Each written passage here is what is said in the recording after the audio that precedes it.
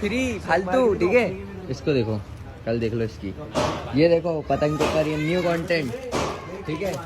हमें ट्रेंड चलना चाहिए, सारी असली नोटें लगाई है भैया ने, ठीक है। और भैया इतना अमीर है कि ये पतंग उड़ाएगा और कटवाएगा, देखते किसको मिलते हैं सारे के सारे पैसे। कितने ये वैसे कुल मिला के जो भाई, कितने ये पैसे जरा गिनो तो फटाफट।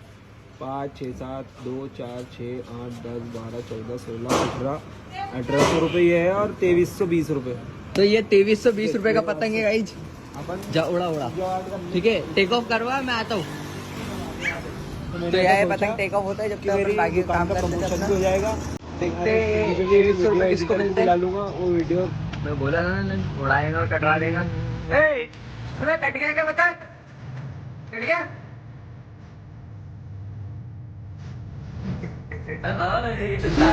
चले आया क्यों गिरने में, रुकेगा क्या?